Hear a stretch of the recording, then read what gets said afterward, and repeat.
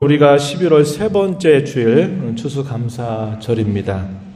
추수감사절은 우리가 한 해를 되돌아보면서 맞는 감사절로 지킵니다. 이번에 맞는 이 추수감사절이 좀 더 특별한 것은 코로나 시대 1년 10여 개월 정도를 보내고서 맞는 감사절이라고 하는 것입니다. 참 많은 힘겨운 시간들 또 인내하면서 여기까지 또 우리가 지내온 것이 하나님의 크신 은혜임을 우리가 알고서 또 고백하고 감사하는 자리가 되는 것입니다. 11월 달에 접어들면서 감사나무 만들기와 추수 장식을 위해서 우리 모두가 조금씩 정성을 모으기 시작했습니다. 그래서 예배당을 함께 청소하는 기회도 가졌고 또 만들어진 감사나무에 열매에 감사한 내용들을 함께 적어 보기도 하고 또 하나씩 모아주신 그런 곡식과 과일들을 또 이렇게 모아서 장식을 하기도 했습니다. 보시기 어떠세요? 아름답죠? 네, 여러분들의 정성이 모여서 또 이렇게 드려지는 것 같습니다. 이 일에 수고하고 또 참여해 주신 모든 분들께 다시 한번 감사의 말씀을 전해드립니다. 예배당 입구에 세워진 감사나무와 그 열매 뒤에 기록된 많은 감사 이야기들을 제가 이렇게 한 번씩 읽어보았습니다. 각자가 처한 상황 속에서 각자가 느끼는 감사가 이렇게도 표현되고 저렇게도 표현되는 것을 보았습니다. 코로나 시대 그리고 지난 한 해의 삶을 돌아보면서 하나님께 감사한 내용들을 표현한 글들이 있고 또 이 공경의 시대를 살아오면서 새삼스럽게 귀하게 깨달은 사실들을 표현하신 분들도 있었습니다. 이렇게 감사는 나 혼자서 내가 속으로 하나님 앞에 고백하는 것보다는 우리의 감사한 내용들을 이렇게 저렇게 서로 표현하면서 나누면 나눌수록 더 풍성해진다는 것을 깨닫게 됩니다. 그리고 내가 생각지 못했던 많은 사실들을 또다시 생각하면서 이런 것도 있었지 하면서 우리가 감사의 폭이 넓어지게 되는 것을 경험하기도 하는 것입니다. 혹여나혹시 이런저런 일로 인해서 아직 걷지 못하신 분이 계시다면 지금 이후라도 좀 꼭 적어서 여러분들의 감사의 내용을 꼭 걸어주시면 좋겠어요. 감사나무는 좀 더 시간들을 두고 이렇게 그대로 둘 테니까 혹시 감사하셨던 분이라도 또 적어서 함께 걸어주시면 또 그 나눔이 더 풍성해지리라고 생각이 됩니다. 오늘 뜻깊은 감사절을 맞아서 주님 앞에 참 잘 오셨습니다. 오늘은 범사감사, 평생감사라고 하는 제목으로 함께 말씀을 나누고자 합니다. 이 시간에도 성령 하나님의 은혜로 감사에 대한 깨달음과 또 결단의 시간이 되기를 바랍니다. 오늘 우리가 읽은 이 말씀에 보면은 하나님의 뜻이 무엇인가에 대해서 아주 선명하게 우리에게 알려줍니다. 뭐라고 말하냐면 기뻐하는 것이 하나님의 뜻이다. 기도하는 것이 하나님의 뜻이다. 감사하는 것이 하나님의 뜻이다. 이렇게 우리에게 알려줍니다. 여기서 말하는 하나님의 뜻은 어느 순간 기뻐하고 기도하고 감사하는 것을 말하지 않습니다. 항상 기뻐하고 쉬지 말고 기도하고 범사에 감사하는 것이 하나님의 뜻이다. 이렇게 알려줍니다. 우리가 문제가 되는 것은 기뻐하는 일을 안 해서도 아니고 기도하는 일을 안 해서도 아닙니다. 감사하는 일을 하지 않아서도 문제가 아니라 문제는 항상 기뻐하는 일, 쉬지 말고 기도하는 일, 범사에 감사하는 일을 우리가 잘 하지 못하는 것이 문제가 된다는 겁니다. 오늘은 우리가 감사절을 맞아서 이 세 가지 가운데 특별히 감사와 관계된 말씀을 좀 생각을 해보려고 하는데 여기 하나님의 뜻에 대해서 뭐라고 표현했습니까? 범사에 감사하라 라는 표현을 우리에게 알려주었어요. 다른 번역된 성경 말씀을 보면요 이렇게 표현합니다. 이 범사라고 하는 말, 우리 한자 말로는 모든 일을 이걸 범사라고 하죠. 그런데 다른 번역본에 보면 어떻게 표현이 되냐면 모든 상황 속에서라는 표현으로 번역이 되기도 한다는 겁니다. 즉 범사에 감사하라 하는 이 말의 의미는 모든 상황 속에서 감사하라라는 그런 뜻임을 우리에게 알려줍니다. 이걸 조금 말을 좀 바꿔볼까요? 이렇게 표현할 수 있는 말이죠. 어떤 상황 속에서라도 감사하라라는 말과 같은 뜻입니다. 모든 상황 속에서 혹은 어떤 상황 속에서라도 감사하는 것이 하나님의 뜻이라고 성경은 우리에게 잘 가르쳐 주고 있어요. 저는 이 말을 이렇게 표현한 겁니다. 범사에 감사하라. 그래서 범사 감사. 모든 일 감사하자. 평생 감사. 어느 한순간이 아니라 우리 일평생을 두고 늘 감사하는 자로 살아가자. 그래서 오늘 설교 제목을 범사 감사, 평생 감사라는 말로 바꾸어서 표현을 한 것입니다. 우리의 경험상 기쁨과 감사가 원망과 불평으로 바뀌는 것은 아주 많은 복잡한 과정들을 필요로 하지 않는다는 것을 알고 있어요. 감사했던 것이 순간 불평으로 원망으로 바뀌는 것은 아주 순식간에 바뀌기 때문에 그렇습니다. 그래서 하나님께서는 이러한 자신의 뜻을 우리에게 알려주실 때 뭐라고 표현했냐면 명령형을 사용해서 너희가 그렇게 하라라고 말씀하고 계십니다. 우리 옛날에 사극에 보게 되면 뭐라고 말합니까? 어명이요 이렇게 표현한 말이죠. 그래서 왕의 친서를 가져다가 그 신하에게 그것을 읽혀주면서 이것이 어명이니 당신은 어명을 받으시오라고 이렇게 말하면 무슨 변명이나 무슨 핑계나 어떤 게 필요하지 않아요. 어명이기 때문에 그저 아무 말도 하지 않은 채 그 말을 그대로 받아들이고 따르는 것을 우리가 보게 됩니다. 하나님께서 우리에게 모든 일 속에서 좀 감사하면 좋겠다. 그게 내가 기뻐하는 거다. 이렇게 말씀하시는 것이 아니고 뭐라고 표현했어요? 모든 상황 속에서 감사하라라는 명령을 우리에게 내리고 있다는 겁니다. 진정한 하늘의 상전이 되시는 하나님의 어명이라고 우리에게 가르쳐주고 있는 겁니다. 명령하시는 것은 내가 그렇게 해도 되고 하지 않아도 되는 것을 말하는 게 아닙니다. 선택사항이 아니라는 거죠. 우리가 그러고 싶을 때, 우리가 그러기를 선택할 때 그렇게 하라 하는 그런 말이 아닙니다. 그것은 우리가 반드시 순종해야 되고 복종해야 될 의무라는 것을 알려줍니다. 순순히 따를 때 이걸 우리가 순종이라고 말하죠. 복종이라고 하는 말은 억지로라도 우리의 자세를 낮추어서 그렇게 하라라는 말입니다. 억지로라고 하는 말은 이런 말이죠. 우리가 그 말을 들었을 때 잘 이해가 되면 그렇게 하고 이해 안 되면 하지 말아도 된다. 이런 의미가 아니죠. 우리가 납득이 될 때 그렇게 하고 납득이 되지 않을 때 그러지 말라. 그런 의미도 아닙니다. 우리가 하고 싶을 때 그렇게 하다가도 하고 싶지 않으면 안 해도 된다. 그런 것을 말하는 뜻이 아니라는 겁니다. 어떤 특정한 일이나 특정한 사건에 대해서 감사하는 것. 일시적으로 감사하는 것은 누구나 다 할 수 있는 일이고 누구에게나 익숙한 일입니다. 하지만 모든 일, 모든 사건에 대해서 항상 감사하는 일은 결코 쉬운 일이 아님을 우리는 너무나 잘 알고 있어요. 그래서 하나님은 우리에게 명령하시는 겁니다. 이해가 되지 않더라도, 납득이 되지 않더라도, 또 우리의 생각이 그러고 싶지 않더라도 하나님은 모든 상황 속에서 혹은 어떠한 상황 속에서도 우리에게 감사하라 하는 명령을 우리에게 주고 계신 것입니다. 이렇게 하나님께서 명령하시는 목적이 뭘까요?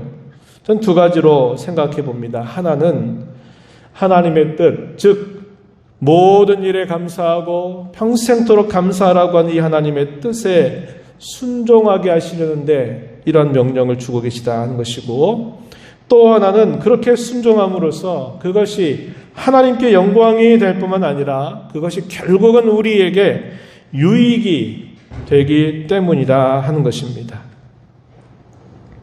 매우 드물지만은 늘 감사하는 이 모습이 신앙의 인격 속에 잘 배어 있는 사람이 있습니다. 참 매우 드문 경우죠. 그러한 사람은 말과 행실과 그의 삶 속에서 그것이 잘 드러나게 되어 있습니다.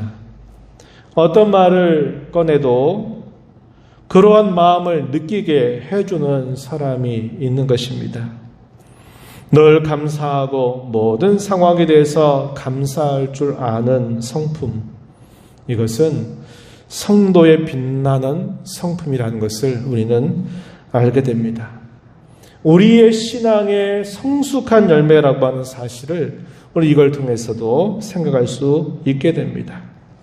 그저 교회 당 안에서 하는 일에 익숙하고 아주 능숙하게 해내는 것이라든지 우리의 신앙생활했던 그 연조가 많고 길어지는 것, 그것만으로는 표현될 수 없는 것이다 하는 것입니다. 그래서 주께서 우리에게 바라시는 것은 우리가 말하는 것이나 우리가 살아가는 것이나 우리의 모든 삶 속에서 늘 감사가 묻어있는 사람이 되라고 우리에게 가르쳐 주고 있다고 하는 것입니다. 어떻게 그런 성도가 될 수 있을까 이제 궁금해지는 겁니다. 그렇게 하고 싶지요. 다 그렇게 하고 싶은 마음이야 누군들 다르겠나요? 그런데 그렇게 안 되는 걸요. 우리가 그렇게 묻게 됩니다. 우리 하나님께서 우리가 할 수 없는 일을 무작정 해보라고 하면 된다라고 말씀하시는 분은 아니십니다. 우리가 읽은 본문 18절 말씀에 보면은 이렇게 표현하죠. 이것이 그리스도 예수 안에서 너희를 향하신 하나님의 뜻이라고 말씀하십니다. 여기서 우리가 주목할 표현이 있어요. 그 표현이 뭐냐면 그리스도 예수 안에 있는 너희라고 하는 말입니다. 우리 성경에는 안에서 너희를 향한 하나님의 뜻이다 이렇게 되어 있는데 이 말의 의미는 먼저 그 명령을 받고 있는 이들이 누구냐? 그들은 그리스도 예수 안에 있는 사람들이다라는 사실을 전제하고서 이런 명령을 주고 있다고 하는 겁니다. 우리가 이 표현을 그냥 늘상 자주 읽는 표현이니까 그냥 지나가면 되겠다 이렇게 생각하고 싶지만은 이건 우리가 그냥 지나갈 표현은 아니라는 겁니다. 요걸 좀 곱씹어 보게 되면 이 말이 굉장히 우리에게 귀한 의미를 전달해 주는데 전 두 가지로 나누어서 생각해 봅니다. 하나는 이 말 속에는 그리스도로 말미암아 대속의 은혜를 받아 구원받았다라는 사실을 우리에게 알려주는 뜻이 하나가 있고 또 하나는 우리가 구원받은 사실이야말로 우리의 삶에 큰 변화를 가져다 주었다는 것을 우리에게 생각하게 해줍니다. 먼저 우리가 구원받았다고 하는 사실을 두고 성경은 여러 가지 표현들을 사용하죠. 예를 들면 거듭났다, 혹은 다시 태어났다, 혹은 새 사람이 되었다라는 말로 성경은 우리의 구원을 표현하고 있다는 겁니다. 이런 말로 표현할 만큼 우리가 구원받은 사건은 놀랍고 큰 변화를 가져다 준 사건임을 가르쳐 주고 있어요. 구원은 우리의 영혼만을 구원하는 것도 아니고 우리 영혼과 우리의 육체, 우리의 전인, 우리의 전인을 변화시켜 주신 사건임을 성경 우리에게 가르쳐 줍니다. 특별히 구원은 우리의 생각을 바꾸고 우리의 가치관을 바꾸고 우리의 삶을 바라보는 관점을 바꾸고 이 세계를 바라보는 관점도 바꾸어 주는 놀라운 사건입니다. 골로새서 3장 10절 말씀에 보면은 이런 표현이 나타납니다. 새 사람을 입었으니 이는 자기를 창조하신 이의 형상을 따라 지식에까지 새롭게 하심을 입은 자니라. 자, 새 사람이라고 하는 말이 등장합니다. 그러면서 설명해 주시기를 지식에까지 하나님의 형상을 따라 새롭게 하심을 입은 자. 이 말은 그의 생각과 그가 세상을 바라보는 관점, 자기의 삶을 바라보는 관점, 이 모든 것들이 다 새롭게 된 사람들, 이런 사람들이 새 사람이다. 이걸 다른 말로 구원받은 사람들이다 라고 성경이 가르쳐주고 있다는 겁니다. 우리가 우리의 삶을 바라보는 관점이 바뀌게 되면은 전혀 다른 세계가 열리게 되는 것입니다. 우리가 살아왔던 삶 전체가 이제 다르게 보이는 거예요. 안경을 쓰지 않던 사람이 안경을 딱 쓰게 되면 그 안경을 통해서 모든 것들을 다 보게 됩니다. 전에 보이지 않던 것들이 보이게 되는 것이죠. 우리가 눈에 어떤 것을 쓰느냐에 따라서 그걸 통해서 모든 세계를 보는 것이 열리게 되어 있는 겁니다. 우리가 구원받았다라고 하는 사실은 우리가 이 세상을 바라보는 시각이 바뀌었다는 것을 말하고 우리 자신을 바라보는 시각도 바뀐 것이고 우리가 살아왔던 모든 삶을 바라보는 시각도 바뀐다는 것을 우리에게 가르쳐 주는 것입니다. 우리가 예전에 예수님 믿기 전에 과거에 살았던 우리의 삶도 다르게 보이기 시작하고 지금을 살아가고 있는 우리의 현재의 삶도 그러하고 우리가 장차 살게 될 우리의 미래에 속한 삶들도 전혀 다른 시각을 가지고 볼 수 있는 안목이 열리게 된다는 거예요. 이것이 무엇이냐? 구원받은 자에게 주어지는 마땅한 선물임을 가르쳐주고 있는 겁니다. 과거의 삶에 대해서 그 과거의 삶은 내가 예전에 아무리 내가 소위 승승장구하면서 성공하면서 내가 다른 사람들에게 칭송받고 칭찬받고 그야말로 남부를 것이 없는 삶을 살았다 하더라도 우리가 구원을 받아서 예수님 밖에 있었던 우리의 삶을 바라볼 때는 그걸 두고 옛날에는 좋았는데 그때는 좋았는데 이런 생각을 갖지 않게 하는 겁니다. 그때의 삶을 두고 헛되게 살았다. 허망하게 살았다. 이런 시각을 갖게 되는 것입니다. 그리고 나는 그런 삶을 다시는 살지 않겠다라고 하는 결단을 갖게 만들어 주는 거예요. 바울 사도와 베드로 사도는 이것을 다음과 같이 표현했습니다. 에베소서 2장 1절 이하에 보니까 이렇게 말합니다. 허물과 죄로 죽었던 너희를 살리셨다 이렇게 표현하고 2절에 보면 그때의 이 말은 과거의 예수 그리스도를 믿지 않고 살았던 과거의 삶에 대해서 이렇게 말합니다. 그때의 너희는 그 가운데서 행하여 이 세상 풍조를 따르고 공중의 권세 잡은 자를 따랐다 이렇게 말합니다. 3절 가서는 또 뭐라고 말하냐면 우리 육체의 욕심을 따라 지내면서 육체와 마음이 원하는 것을 하여 다른 이들과 같이 본질상 진노의 자녀이었다라고 알려주고 있는 겁니다. 이것은 사도의 독특한 시각을 말하는 게 아니에요. 아니면 그 옛날 에베소 성도들에게만 해당되는 말씀이 아니라 오늘 저와 여러분의 그리스도 바깥에 살았던 우리의 과거의 삶에 대해서도 여전히 마찬가지다라고 가르쳐주는 말씀이 됩니다. 베드로 사도는 베드로전서 4장 2절로 3절에서 이렇게 말하고 있어요. 2절에 보면 하나님의 뜻을 따라 육체에 남은 때를 살게 하려 함이라 이런 표현을 했고 3절에 가면은 이렇게 말합니다. 너희가 음란과 정욕과 술취함과 방탕과 향락과 무법한 우상 숭배를 하여 이방인의 뜻을 따라 행한 것은 지나간 때로 족하다 이렇게 표현했습니다. 지나간 때로 족하다. 옛날처럼 살았던 그 삶은 더 이상 우리가 꿈꾸고 바라봐야 할 삶이 아니라 그때 그렇게 산 것으로 충분하다. 더 이상 그런 삶을 살지 말 것이다 라고 말해주고 있는 겁니다. 이것이 구원받은 자로 새롭게 열리는 우리의 과거의 삶에 대한 생각이에요. 그러면 우리 현재와 미래에 대한 생각은 또 어떻게 바뀌게 될까요? 그뿐만이 아니라 지금 우리가 살아가는 현재의 삶이 어떠하든지 또 그것이 새롭게 보이게 되는 거예요. 비록 지금의 현실이 역경과 시련과 어려운 때를 살고 있다고 해도 우리가 그 삶을 바라보는 관점이 다르다는 겁니다. 우리가 잘 아는 것처럼 욥은 고난의 대명사와 같은 인물이죠. 욥은 하루아침에 갑작스럽게 자신이 누리고 받았던 그 모든 것들을 한순간에 다 잃어버리는 상실할 수밖에 없는 고난을 당한 인물이었습니다. 그런 가운데서 그는 어떻게 하나님 앞에 고백을 했습니까? 우리가 잘 아는 것처럼 욥기서 1장 21절 22절 말씀에서 그는 이렇게 표현했어요. 21절에 보면 내가 모태에서 알몸으로 나와 싸운 적 또한 알몸이 그리로 돌아가올지라 주시니도 여호와시요 거두시니도 여호와시오니 여호와의 이름이 찬송을 받으실 지니이다. 이렇게 말했습니다.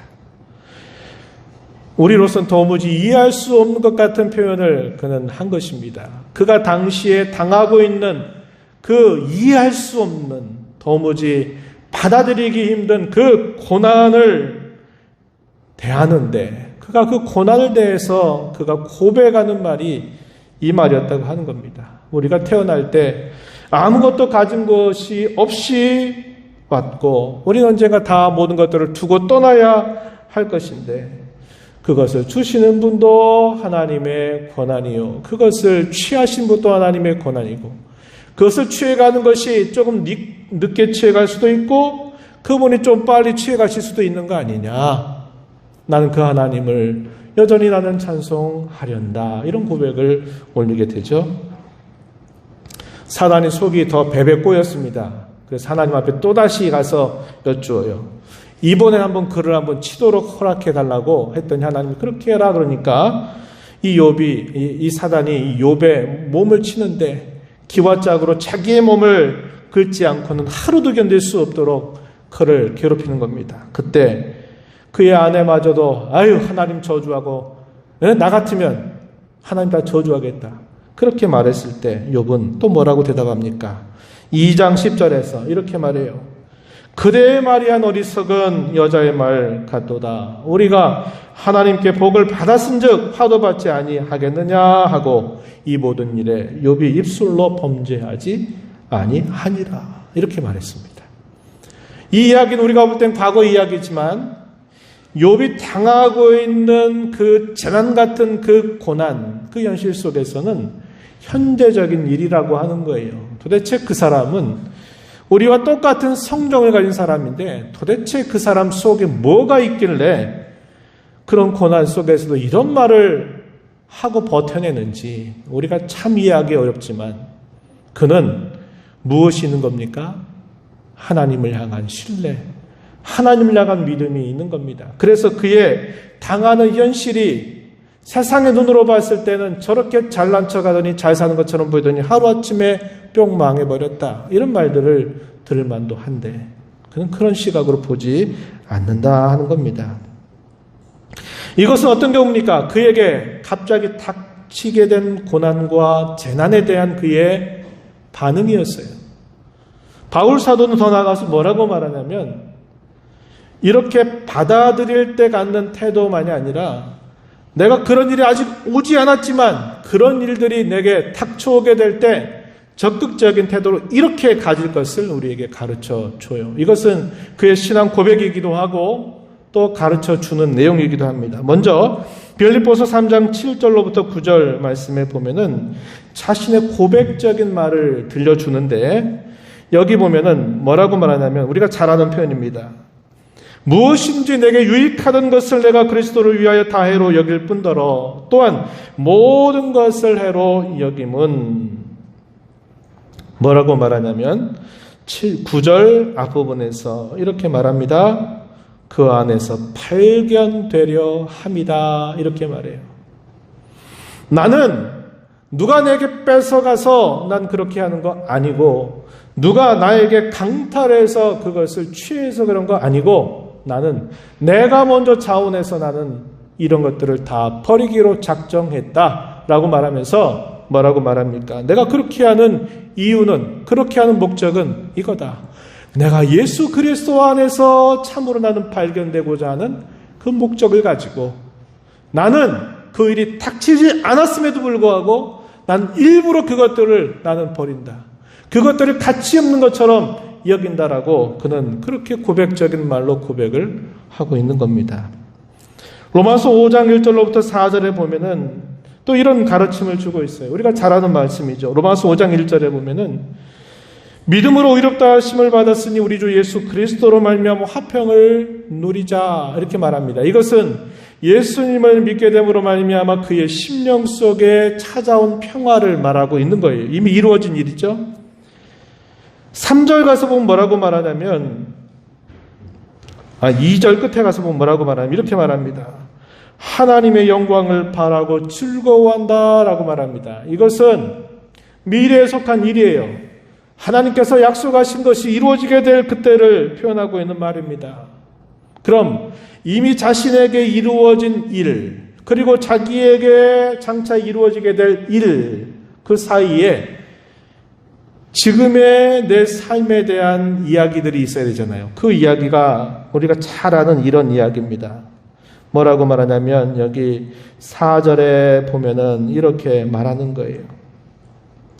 환난 중에도 즐거워한다. 현재를 말하는 겁니다. 이는 환난은 인내를, 인내는 연단을, 연단은 소망을 이루는 줄 안다. 이렇게 표현했습니다.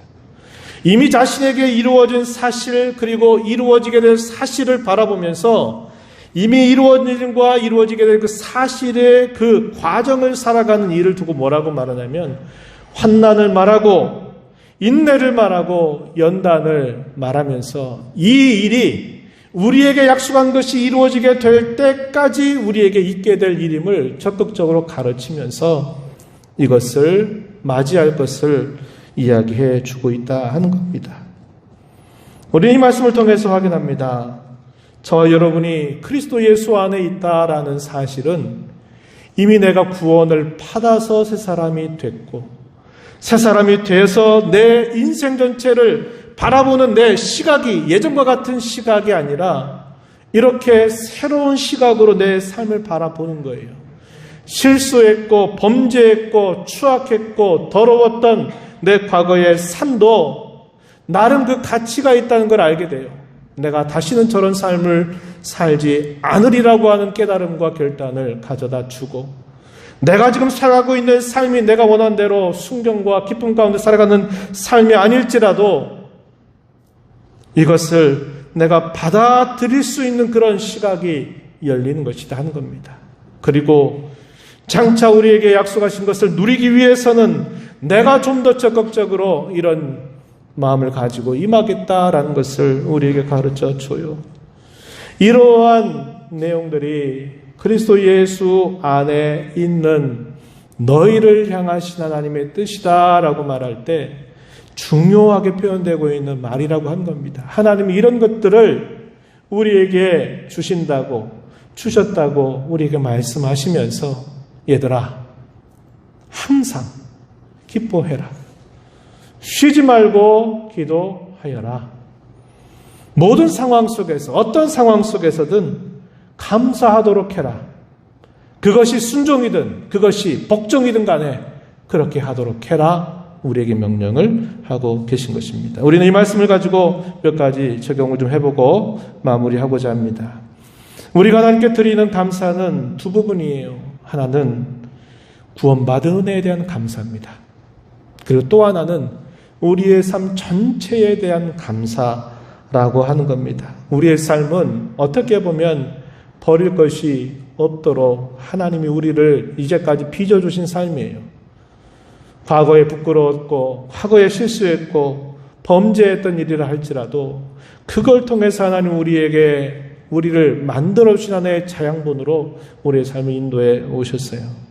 우리의 삶 전체는 하나님 앞에 참으로 가치 있는 삶이 되도록 우리를 바꾸어 주셨다고 하는 겁니다. 그래서 우리는 감사를 말할 때 먼저는 나 같은 사람이 예수님의 은혜로 말미암아 값없이 구원받았다고 하는 사실로 인하여 우리는 범사에 감사하고 평생 감사할 줄 아는 성도가 되어야 합니다. 말할 수 없는 은혜, 다음이 없는 은혜, 이 세상에서 받을 수 있는 가장 큰 은혜, 그것이 바로 구원의 은혜임을 우리는 고백할 수 있어야 합니다. 그뿐만이 아니라 우리가 살펴본 것처럼 우리의 지나왔던 과거의 삶, 지금을 살아가는 우리의 현재와 우리의 미래를 포함해서 우리의 삶 전체에 베푸시는 그 하나님의 은혜 또한 우리가 범사감사, 평생 감사할 이유가 됨을 우리는 깨닫게 되는 거예요. 우리의 감사는 더 깊어지기를 하나님은 기대하고 계십니다. 무엇인가 받았을 때 그 받은 것에 대한 감사보다 더 깊은 감사는 뭘까요? 주시는 분을 아는 데서 나오는 감사입니다.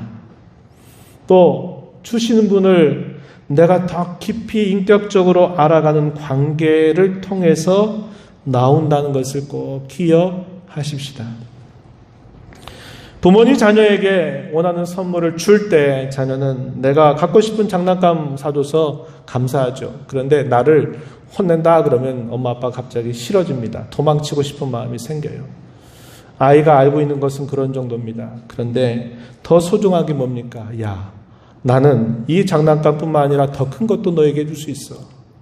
원하면, 필요하면 나는 내 목숨을 너를 위해서 대신 내가 내 목숨을 줄 수도 있어.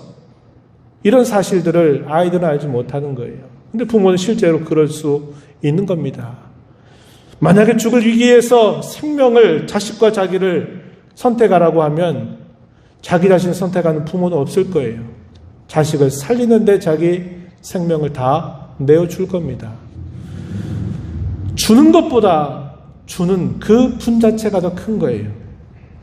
하나님께서 우리에게 무엇인가를 주실 때 우리는 그걸 감사하다고 고백을 합니다. 그런데 우리가 이 까먹는 건 뭐냐면 주시는 그분이 더 소중하다는 것을 우리가 까먹을 때가 많아요.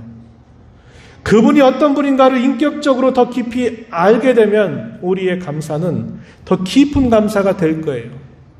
이스라엘 백성들의 오해가 뭘까요? 하나님 우리를 사랑하신다고 말하면서 왜 우리에게 이방 나라에게 저렇게 침략을 당하게 하고 우리가 왜 그런 어려움을 당하게 하는지 모르겠어요. 그러면서 우리 사랑하신다고요? 그 거짓말 아니에요? 이스라엘 백성들이 하나님 앞에 그렇게 원망 많이 했잖아요. 왜 그럴까요? 하나님 누구신가를 모르기 때문에.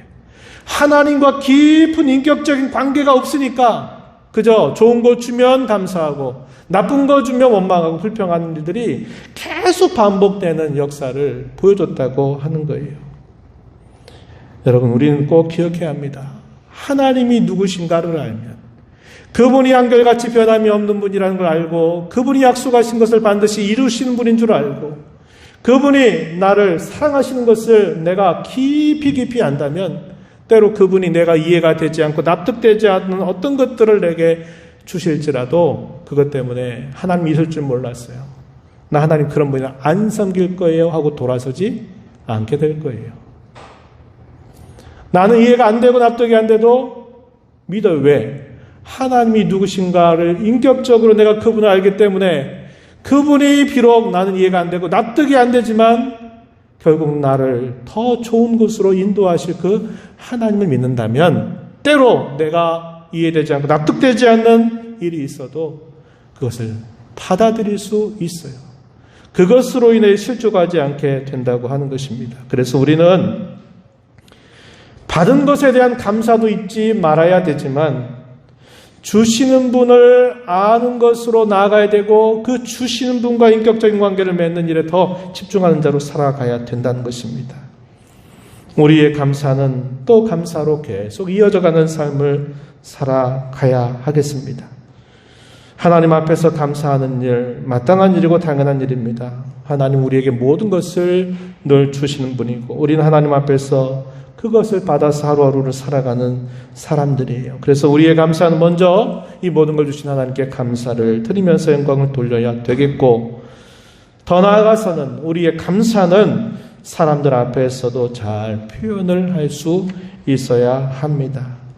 먼저 가까운 사람들, 사랑하는 가족들이나 함께 교우를 이룬 우리 성도들에게 감사를 감사하다고 표현할 줄 아는 그런 일에 인색하지 마십시오. 그리고 더 나아가서는 그냥 나하고 아무런 접촉이 없었던 사람에게도 내가 감사를 표현할 수 있으면 더 좋겠죠. 주님 우리에게 어느 정도까지 요구하실까요? 너를 해치려고 한 원수를 향해서도 그런 마음을 갖고 살라고까지 우리에게 요구하고 있어요. 우리의 감사의 대상이 확대되기를 바라신다. 두 번째는 우리가 감사하는 그 내용이 더 커지기를 하나님은 바라신다는 겁니다. 순경, 좋은 일, 잘 될 때, 평안할 때 감사하는 것만이 아니라 때로 역경, 어려운 일, 힘든 일에 대해서도 우리의 감사는 하나님 앞에 늘 드려지도록 하십시다 하는 겁니다. 우리 성도들의 감사는 역설적인 감사가 되어야 합니다. 그리고 우리의 감사는 의지적이어야 돼요. 이해가 되지 않고 납득이 되지 않아도 하나님이 해주실 일을 믿기 때문에 의지적으로 감사하는 자세를 가져야 되고, 또 선취적으로 감사하는 자세를 가져야 합니다.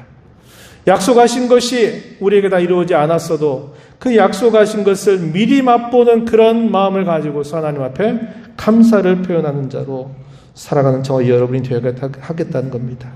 마지막으로는 받는 감사에서 주는 감사로 우리의 감사를 더욱더 넓혀 나가자고 하는 겁니다. 우리의 감사는 받는 것에 대한 감사에 머물지 말아야 하겠습니다. 주는 것에 대한 감사로 나아가야 하겠습니다. 받는 즐거움도 크지만요, 주는 즐거움은 더 크다고 말합니다.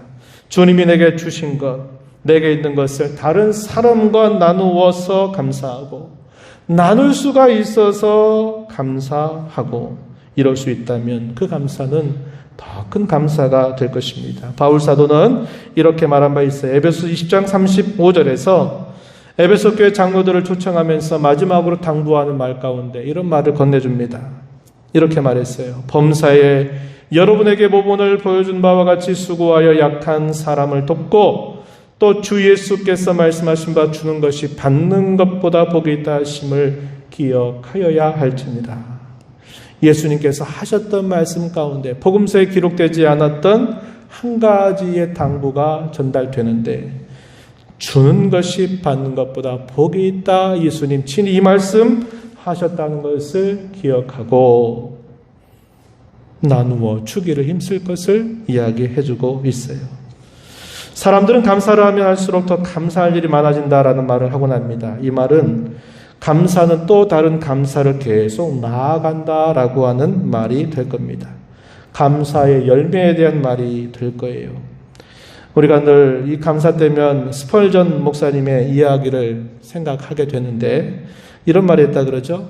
캄캄한 밤하늘에 별빛을 주신 이에게 감사를 드리면 달빛을 주실 것이고, 달빛을 주신 이에게 감사를 드리면 햇빛을 주실 것이고, 햇빛을 주신 이에게 감사하면 햇빛이 필요 없는 천국 영원한 나라를 주실 것이다. 이런 유명한 말을 했습니다. 작은 것에서부터 늘 감사하며 살아가는 사람, 더 큰 것으로 감사한 일들이 계속적으로 따라온다는 것을 우리에게 가르쳐주는 말이에요. 감사의 반대말은요, 감사하지 않는 것, 무덤덤한 것이 아니에요. 감사의 반대말은 원망하는 것, 불평하는 것이다 하는 겁니다. 이스라엘 광야 40년은 원망과 불평으로 점철된 역사였음을 우리는 잘 기억하고 있어요. 감사가 감사를 낳는 것처럼 원망과 불평도 계속적인 원망과 불평을 낳게 된다는 것을 기억하십시오. 여러분, 어떤 사람이 되어야 하겠습니까? 어떤 사람이 되기를 다짐하십니까?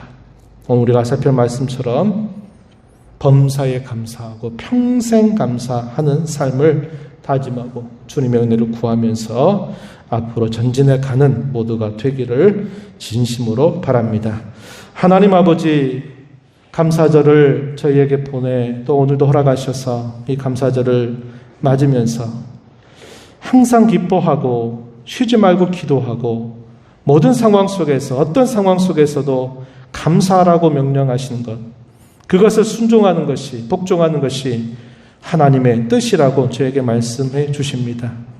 저희들을 예수 그리스도 안에서 구원의 은혜를 베푸사 새 사람 되게 하시고 우리의 가치와 생각도 바꿔주셔서 우리의 삶을 바라보는 관점을 바꿔주신 것 감사합니다. 그런 관점으로 우리의 삶을 바라보면서 역경 중에도 감사하고 환난 중에도 감사하여 하나님께 영광을